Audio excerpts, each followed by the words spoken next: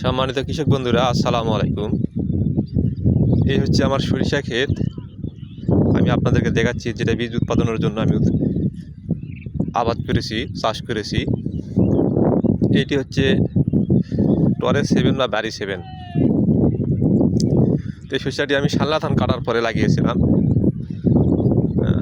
December মাসের 14 তারিখে। আজকে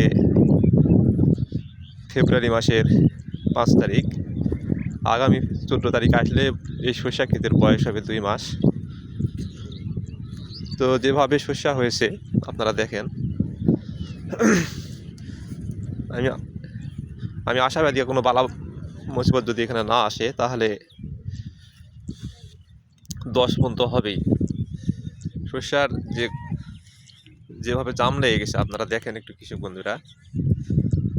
তো একটি উন্নত জাতের সরিষা, টরে 7 হলেও বা ব্যারি 7 হলেও এটা খুব ভালো জাতের একটি সরিষা। এখানে আমার 11 বিঘা মাটির স্কিম আছে, যেটা আপনাদের জন্য বীজ আকারে আমি উৎপাদন করছি। তো আপনারা যদি ভালো ফলন পেতে চান, আমি শাল্লা ধান কাটার পরে কিন্তু এটা লাগিয়েছি। যে শাল্লা ধান কাটার পরেও যে ক্ষেতের সরিষার যে মান এত ভালো হয়, এটা আমি এবারে প্রথম লাগিয়েছি, এর আগে কখনো চাষ করি নাই। তো আপনারা আমার কাছ থেকে বীজ সংগ্রহ করে এরকম একটি উন্নত জাতের সরিষা ক্ষেত আপনারা লাগাবেন এবং আপনারা অধিক লাভবান হবেন। একটি বাড়তি ফসল আপনারা ঘরে তুলবেন শাল্লা ধান কাটার পরে। এটা কিন্তু শাল্লা ধান কাটার পরে লাগাইছি, এটা কিন্তু বানানোর কথা নয়। তো সেই সরিষাগুলো কেমন হয়েছে সেটা আপনারা দেখবেন এবং কমেন্ট করে আমাকে জানাবেন এবং উৎসাহ দিবেন, কারণ এটি সম্পূর্ণ প্লট, সম্পূর্ণ স্কিম কিন্তু আমার বীজ উৎপাদনের বন্ধুরা। তো ভালো থাকবেন। আমার